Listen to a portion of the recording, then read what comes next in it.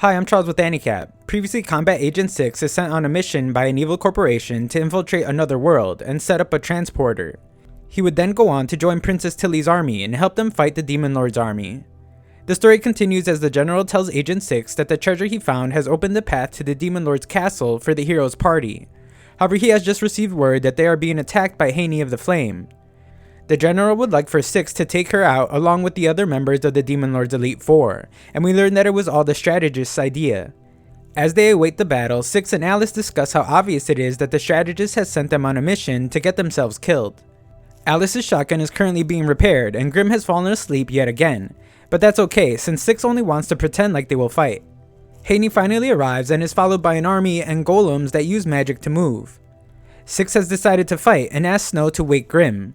She has just taken out a 3-year loan on a new weapon though and rushes off into battle. Rose won't do it either since she wants to take a bite out of the griffin so she can be able to fly.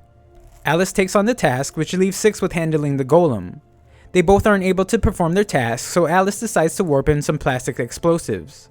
Six does his best to buy some time until then, but takes a beating as the transfer is taking longer than usual. Six decides to release the limiters on his suit and a countdown begins. Rose arrives to complain about the bad tasting griffin, but he tells her to leave as the countdown has just finished. Six is now able to overpower the golem just as the explosives arrive, and they finally defeat it. Grim finally wakes up and Six explains that there is a 3-minute cooldown after releasing his limiter. He is not able to move and it is now up to his unit to protect him. Hany just so happens to arrive at that moment and Six knows that he needs to buy some time. He compliments her on her nice physique, but that only enrages her. Hany is impressed by Rose and expresses her disappointment after fighting the female knight. Snow arrives to explain that her brand new weapon was melted by Hany and asks that Six get revenge. He explains that he can't move though, and Hany overhears this. She promises to make his defeat fast and begins an attack that Rose says she won't be able to block. Grim buys them some time with a paralyzing curse though, and Six's cooldown finally ends. However, before he does anything, Hany offers him a place in the Demon Lord's army once again. She offers him 3 times the pay that he is currently getting, but more importantly, persuades him with a life filled with sirens and succubi. Six apologizes to Alice as he gives in to temptation, but Snow arrives to break it up. When she does, Hany loses a small object called a magicite. It is the source of most of her power, and without it, she will not be powerful enough to remain in the Demon Lord's Elite Four. With total control over her, Six decides to force her into being the model of a photo shoot, with each picture earning him tons of evil points. After all that, Six reveals that he never intended on giving her back the precious stone. This earns him even more evil points, and Hany vows to get her revenge one day. That night, the unit celebrates their victory, and Snow finally acknowledges how Six and Alice are vital parts of the unit. She hasn't accepted him totally, and Six realizes Snow must be secretly falling for him. At the end of the night, Snow drops off a very drunk Six, and promises to kill him one day for teasing her so much. The strategist just so happens to overhear her, and before she can explain what she really meant, he takes her somewhere secluded. He understands how much trouble Six has caused her, and reminds Snow of her goal to rejoin the Royal Guard. She thinks about how Six is foul-mouthed with a nasty personality, but she wouldn't want to take all the credit for the work their unit has done. The strategist still thinks she hates them though, and explains that he only needs her to find evidence that Six is a spy like she had originally thought. He sends her with a reward to give Six, but she would eventually decide against betraying him. However, when she arrives outside his room, she can overhear his conversation with Alice. Snow is surprised to hear what Six would think being married to her is like. Even more shocking though is when he reminds Alice that they need to focus on their spy mission for the Kisaragi Corporation so that he can become its leader. Snow reveals herself to them and confronts them directly about being spies. Six calls her a pervert for barging in without knocking, but it becomes clear that Snow is not joking around. She is still grateful for what they have done for her country, so she doesn't ask about who they are and simply demands that they leave immediately. Days later, Snow explains that the strategist assumed she was the reason Six left, and put her back in the Royal Guard. Rose and Grim were allowed in as well, but Snow still feels terrible. Rose reports that the Demon Lord's army is on the move, and they may attack in the next few days. Snow thinks about how she should have given him a chance to explain, but we see that Six is doing just fine.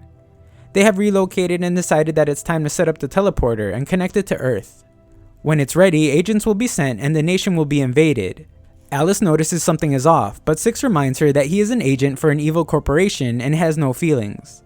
Preparations for the portal will take a month though, and they think about what Six can do in the meantime. Alice explains that the demon army will surely return with great force, and Six exclaims that Snow will get what she deserves after kicking them out. He does take blame for actually being a spy though, and Alice points out how lenient she was considering most nations simply execute spies. Six explains that he won't go save her though, since he is no hero. Six would then spend the night earning evil points by tormenting villagers when he is interrupted by Snow. She knows he is a pitiful pervert, but explains that this is a new low for him. However, Six reveals that he was actually preparing for the Demon Lord's attack.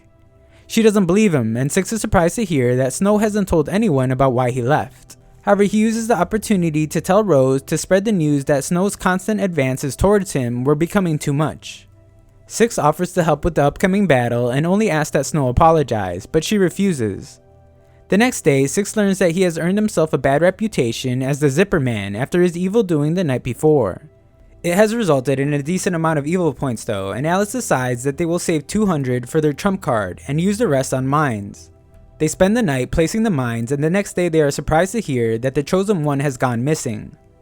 Alice learns that the Chosen One had almost defeated one of the Elite Four when an enemy used a random teleportation spell on him. He can now be anywhere and is most likely already dead. The two point out how the story of heroes usually has them lose at first, only to train harder, become stronger, and redeem themselves. Six realizes now that the Chosen One's legend went off the rails because he took the tower before the Chosen One could redeem himself. Alice has only two ideas for defeating the Demon Lord now. The first is to warp in nuclear weapons, and the second is for her to infiltrate the Demon Lord's palace alone, self-destruct, and blow the entire place up.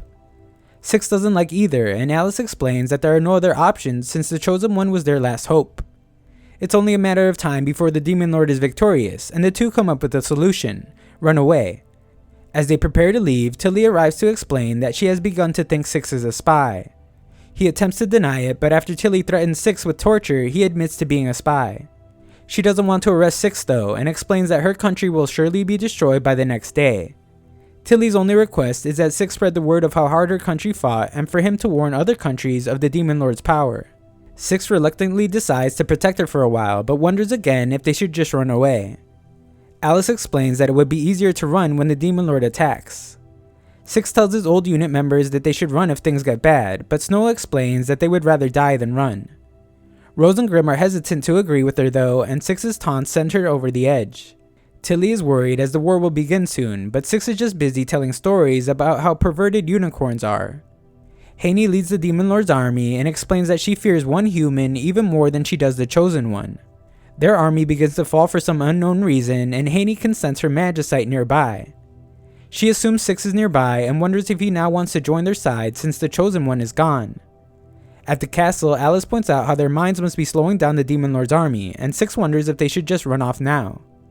He tells Tilly that he isn't worried about his comrades since he knows how strong they are. Just then, Hany and the Demon Lord's army appear in the distance.